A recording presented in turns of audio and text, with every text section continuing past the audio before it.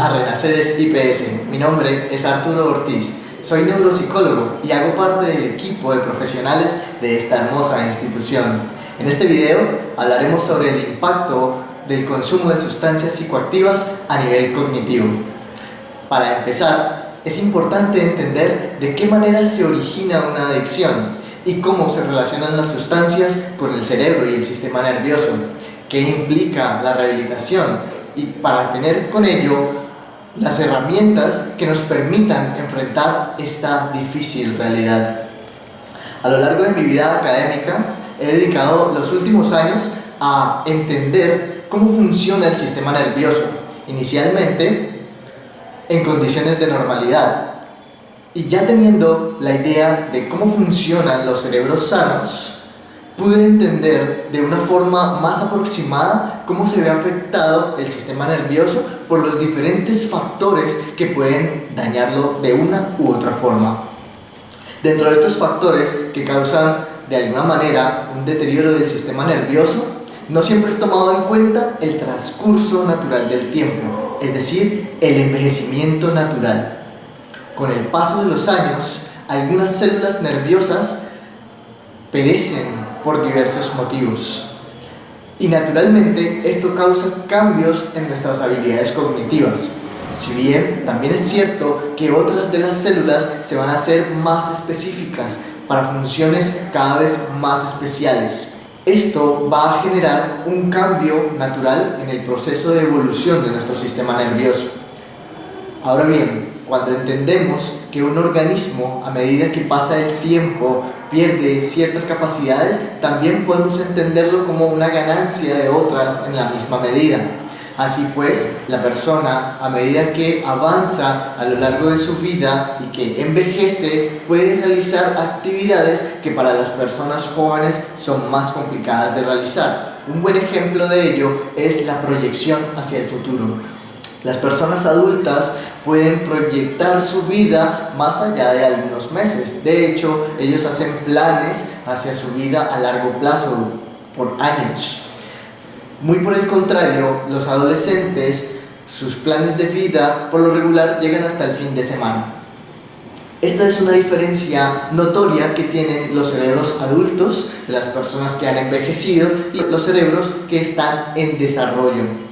Ahora bien, si ponemos en comparación estos dos sujetos de los que venimos hablando, notaremos que hay otras diferencias añadidas. Por ejemplo, la capacidad de elementos que puede recordar durante un periodo de tiempo. Suponte que acabas de conocer a una persona y esa persona te da su número de teléfono. Para las personas adultas, recordar los 7 dígitos del número de teléfono es bastante más complicado que para una persona joven, que puede retenerlos por más tiempo. Otro factor muy importante que causa el deterioro del sistema nervioso son obviamente las enfermedades neurodegenerativas. Como estas hay una gran lista, podemos destacar la epilepsia, la enfermedad de Alzheimer, la esclerosis lateral amiotrófica, podemos incluso mencionar ataxias como la ataxia de Friedreich, la enfermedad de Huntington o demencias del tipo con cuerpos de Lewy, la enfermedad de Parkinson o atrofias musculares espinales. La lista puede ser inmensa y estas enfermedades van a causar un detrimento de las células nerviosas al punto de causar dificultades cognitivas con el paso de los años. Cada una de estas enfermedades va a tener efectos distintos sobre las facultades cognitivas. Si bien es cierto que muchos de sus efectos sean principalmente sobre la motricidad, por ejemplo la enfermedad de Parkinson, también hay un efecto importante sobre sus capacidades cognitivas en términos de la atención, de la memoria, de la capacidad de procesamiento de información o incluso de la capacidad para tomar decisiones y realizar planes. Finalmente, pero no menos importante, el deterioro originado por el consumo de sustancias psicoactivas, que es precisamente el tema que vamos a ahondar más en este video.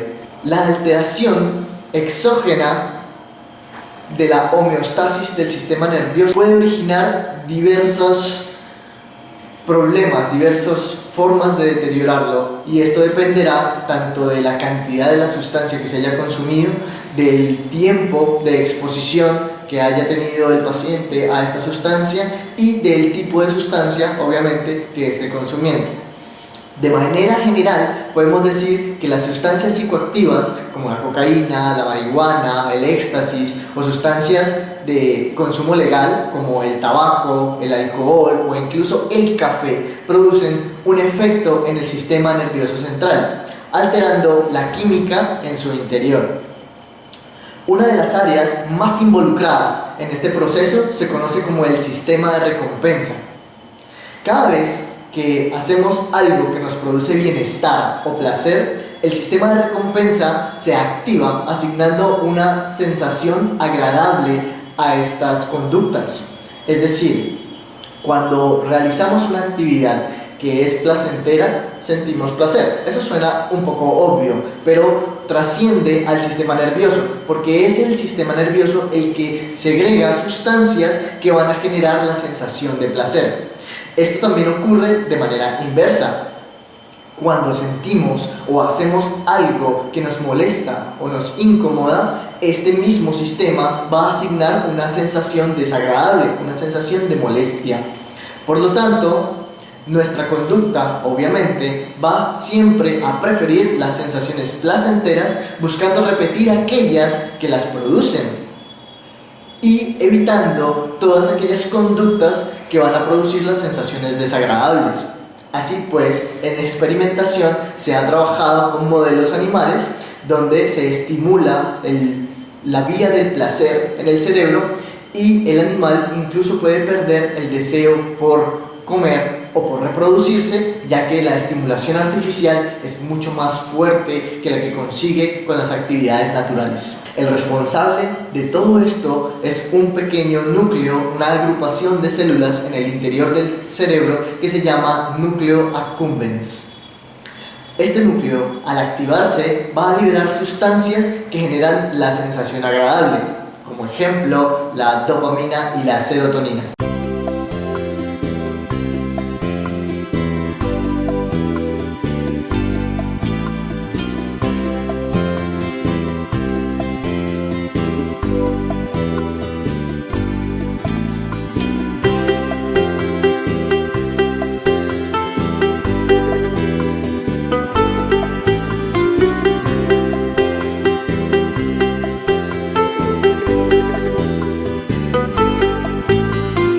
El objetivo de este sistema de recompensa que ha desarrollado la naturaleza a lo largo de la evolución es promover la continuidad de una especie. Por lo tanto, todas aquellas actividades que participen de este objetivo, tales como comer, dormir, reproducirse, entre otras, tienen como recompensa de este núcleo una activación y resultan ser actividades placenteras. Ya lo pueden verificar ustedes si comer resulta o no placentero. Sin embargo, cuando consumimos sustancias psicoactivas, estas activan el mismo núcleo, generando diversas sensaciones de bienestar, que con frecuencia son más fuertes que la sensación de bienestar causada por las actividades que garantizan la continuidad de la especie.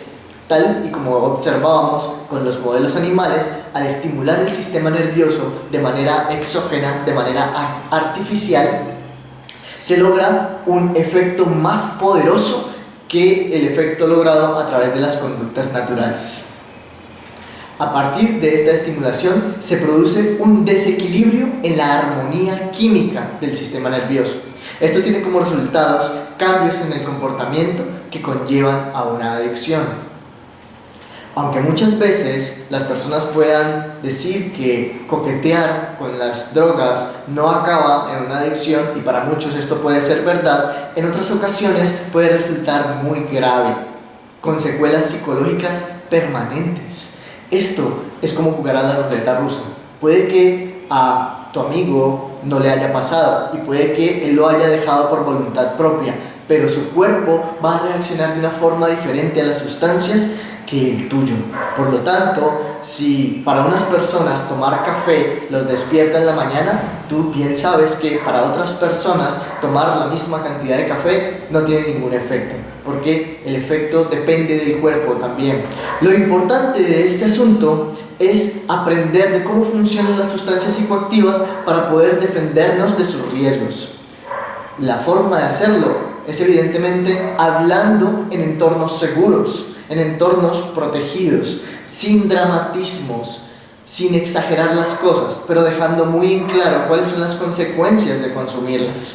De las sustancias químicas cuyo equilibrio se ve afectado en mayor medida, se destacará la dopamina. Esta sustancia en la adolescencia tiene los niveles más bajos de activación que en el resto de las etapas de la vida y además experimenta los picos más altos, es decir, las activaciones más exageradas cuando se estimula el sistema nervioso. Por lo tanto, en la adolescencia encontramos conductas muy frecuentemente de riesgo. Ya lo observarán ustedes, por ejemplo, los deportistas extremos por lo regular empiezan este deporte en su adolescencia, ya que la estimulación produce un efecto superior en ellos. Sin embargo, también es importante destacar que durante esta etapa de la vida, los adolescentes son más susceptibles a aburrirse con frecuencia, ya que sus niveles base de dopamina son más bajos en esta etapa de la vida. Esto es lo que hace que la adolescencia sea una etapa especialmente más sensible para adquirir una adicción.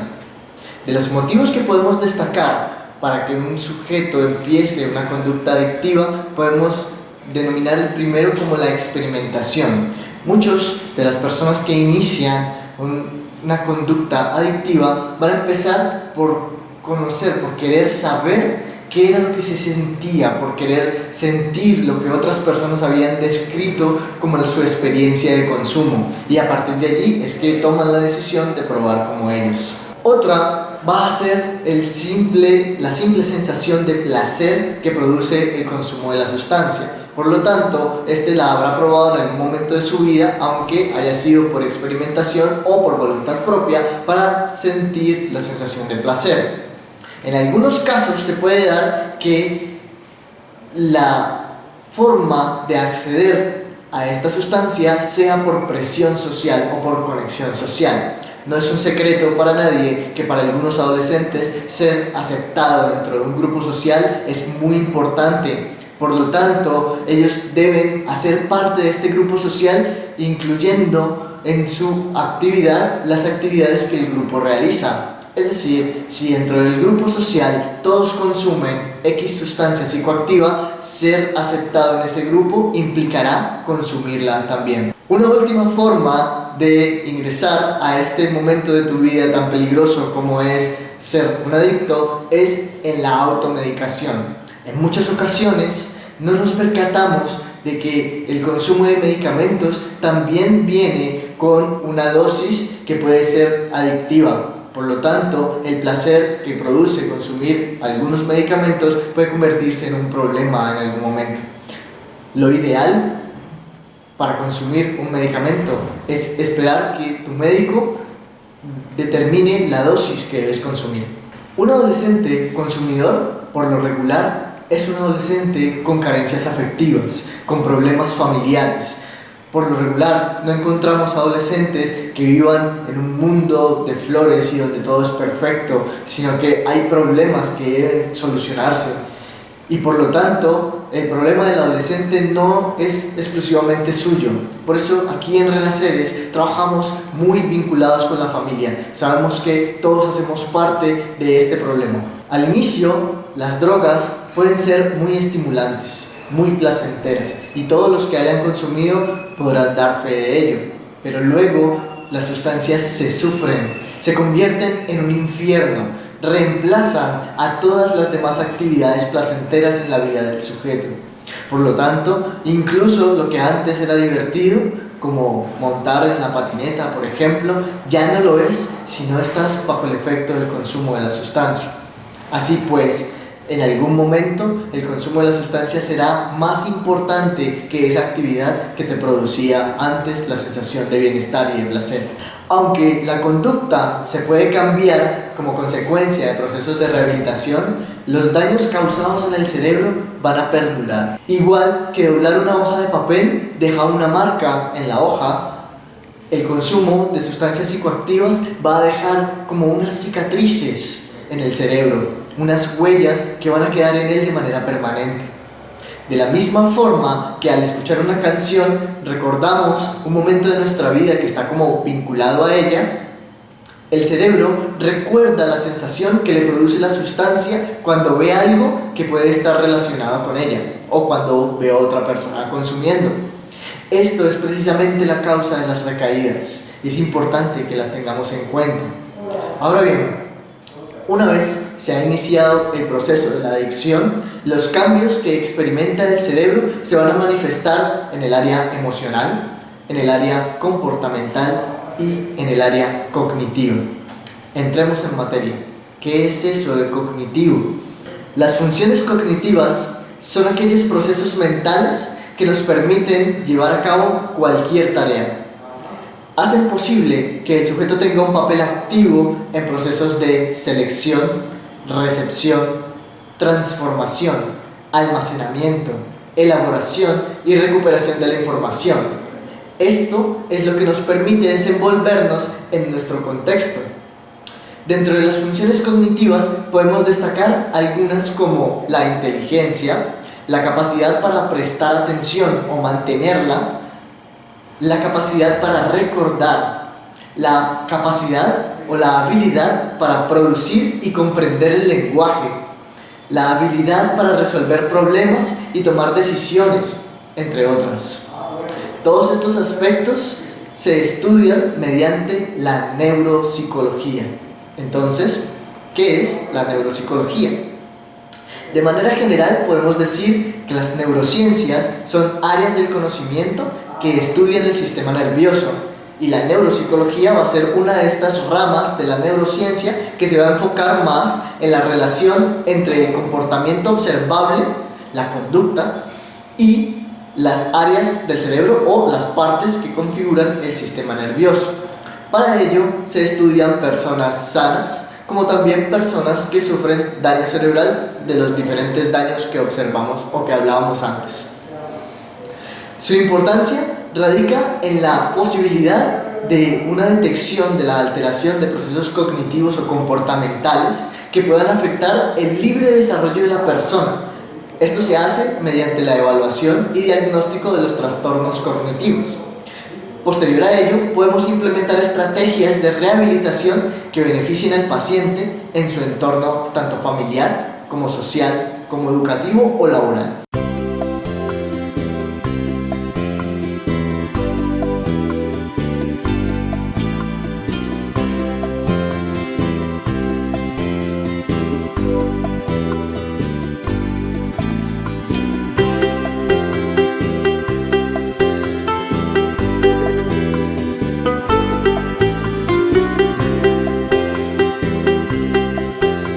Bien, entonces, ¿qué es una evaluación neuropsicológica? Una evaluación neuropsicológica es un método diagnóstico que estudia el funcionamiento del cerebro y permite al médico y a otros profesionales de la salud comprender cómo funcionan las diversas áreas y sistemas del cerebro de un paciente a través de la medición de sus capacidades cognitivas. Estas evaluaciones son esenciales para conocer si existe un daño cerebral en el paciente y, en el caso de que exista, determinar su gravedad. La cantidad de sesiones dependerá del caso en específico y de la necesidad particular que se desee explorar. De manera general, se estima una media de 5 sesiones de evaluación, con una duración de 1 hora cada una de ellas. En la evaluación se van a utilizar tests que analizan las funciones cognitivas que antes habíamos mencionado. Una vez se haya terminado el proceso diagnóstico, según los hallazgos encontrados en él, se determina si el paciente es susceptible de recuperar o compensar las facultades que se hayan visto deterioradas por su consumo. En el caso de considerar las facultades deterioradas que sean susceptibles de una mejoría significativa, se iniciará un proceso de habilitación o de rehabilitación. Entonces, ¿qué es eso de la rehabilitación? La rehabilitación es un método terapéutico. Está destinado a mejorar o a compensar los déficits neurocognitivos. que son producidos por todos aquellos procesos que afectan el funcionamiento normal del cerebro. Se realiza mediante actividades centradas en la rehabilitación para devolver al paciente el funcionamiento e independencia e integración social más alto que sea posible. En cada proceso se deben considerar los aspectos específicos de cada paciente, como lo es la edad, la profesión o el tipo de personalidad del paciente, el origen del daño cerebral y la magnitud del mismo, así como las funciones cognitivas que estén implicadas en el daño. El consumo de drogas genera deterioro neuropsicológico a través de diversos mecanismos de acción. En primer lugar, se pueden generar alteraciones morfológicas en la estructura del cerebro, es decir, cambia su forma. Se pueden generar alteraciones también como la pérdida del volumen cerebral, es decir, se puede hacer más pequeño. Se puede incluso reducir el porcentaje de materia gris con respecto de sustancia blanca. Hay incluso reducciones en el volumen del flujo de líquido cefalorraquídeo y aumentos en el espacio ventricular. Hay disminuciones en el tamaño de las neuronas y muerte neuronal o atrofia cortical. Del mismo modo, pueden ejercer sus efectos nocivos a través de la reorganización metabólica de los circuitos de conectividad sináptica que se produce como consecuencia de los procesos de tolerancia, abstinencia y deshabituación, provocando adaptaciones bioquímicas en los sistemas de proyección de las sustancias como la dopamina, la serotonina, la noradrenalina, que interactúan con los receptores de glutamato y pueden bloquear los mecanismos de potenciación y depresión a lo largo de todo el hipocampo. Además, también afectar, como habíamos visto antes, el núcleo accumbens. Por último, pueden provocar alteraciones a nivel vascular, produciendo vasoconstricción, hemorragia cerebral parenquimal y subaracnoidea, incluso accidentes cerebrovasculares isquémicos. Como mencionamos antes, el grado de afectación neuropsicológica de los sujetos estará totalmente relacionado con el tipo de sustancia consumida, con el tiempo de consumo de la misma también. En lo que se refiere al sistema de la memoria, los individuos con un mayor consumo de alcohol y de cannabis y un menor consumo de cocaína presentan en mayor medida déficit en la memoria de trabajo. Esto significa que su capacidad para mantener y procesar la información es limitada, es decir, realizar cálculos mentales, cálculos matemáticos, hacer conjeturas lógicas o incluso interpretar aquello que se le está diciendo para elaborar una respuesta que sea más compleja. Esto sucede porque la cantidad de elementos que podemos mantener en nuestra memoria de trabajo al mismo tiempo es limitada. Y los daños a las estructuras cerebrales que soportan esta habilidad producen como resultado una reducción de la cantidad de elementos que podemos procesar al mismo tiempo. Por lo regular, se ha establecido que son 7 elementos los que la media humana puede mantener en su memoria de trabajo al mismo tiempo. Es decir, si te dijera ahora mismo una lista de palabras que debes recordar, lo más probable es que recuerdes de esa lista 7 elementos. Ahora bien, en la población colombiana se ha observado un ligero detrimento y estableciendo esa media en 6 elementos, en algunos casos 5. Sin embargo, en casos de patología que afecta en específico la memoria, se ha observado un detrimento significativo de esta habilidad, llegando a 3 elementos con los que se puede mantener en la memoria de trabajo. Este tipo de memoria es clave para realizar nuevos aprendizajes, ya que la información que se puede modificar es aquella que mantenemos en nuestra memoria de trabajo. Por otra parte, los sujetos consumidores de cannabis, además del déficit en memoria de trabajo, presentan una mayor afectación en la memoria de corto plazo. Esto quiere decir que su capacidad para recordar mi nombre, que lo mencioné al inicio de este video, hace pocos minutos, se ve afectada y por lo tanto no podrá recordarlo en este momento. Pero tú, que no eres un consumidor y estás viendo este video, probablemente tampoco lo recuerdes y pensarás que esta afectación de la memoria de corto plazo no es grave. Sin embargo, cuando no puedes recordar si ya cerraste la puerta o si dejaste la estufa encendida hace varios segundos, esto se convierte en un problema para tu vida. En cuanto a las funciones cognitivas, los pacientes que han tenido una exposición prolongada al consumo de cannabis y de alcohol presentan una peor capacidad de inhibición. Esto quiere decir que la habilidad para ignorar los impulsos o la información que es irrelevante, tanto interna como externa, está disminuida. Por lo tanto, una persona que no logra inhibir sus impulsos no piensa antes de actuar y no mide las consecuencias de sus actos. Así, es más probable que estas respuestas sean acciones automáticas, como una reacción.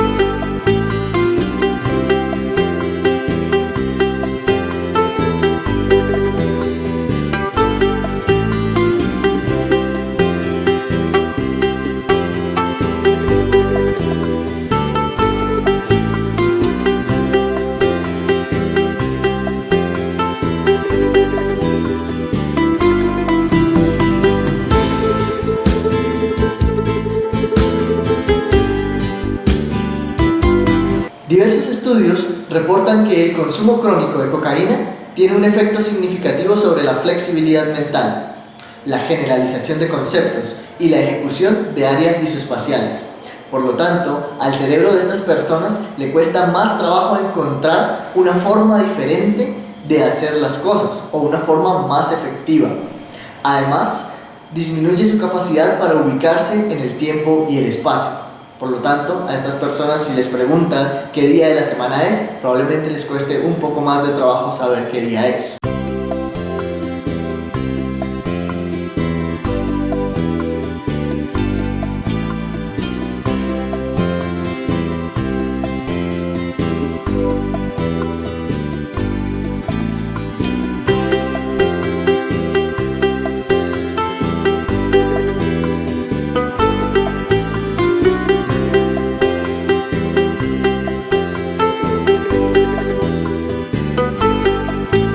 De forma general, se ha reportado que el consumo crónico de cannabis, cocaína, heroína y alcohol tiene un impacto negativo sobre la capacidad de prestar atención.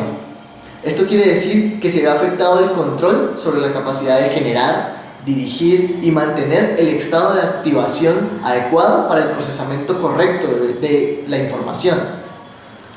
Nosotros, como institución, nos especializamos en el abordaje de patologías de salud mental, de prevención y atención al consumo de sustancias, y buscamos brindar ayuda a las personas, a las familias y a las comunidades, que sean particulares, de instituciones o intersectoriales, por medio de intervención de un equipo interdisciplinario de profesionales de la salud con alto nivel de competencia. Nosotros trabajamos en el tratamiento y la reducción de los riesgos asociados a las problemáticas de trastornos mentales, abordando de forma integral y objetiva el problema de las adicciones en sus distintas fases, realizando tanto prevención como intervención, generando estrategias viables para su recuperación y reinserción social. Finalmente, quiero decirles que entender el problema de las adicciones requiere que nos pongamos un poco en los zapatos del adicto. Y este ejercicio de empatía va a contribuir mucho en esta problemática, tanto de la prevención como en el tratamiento de la misma. Muchas gracias, espero verlos pronto.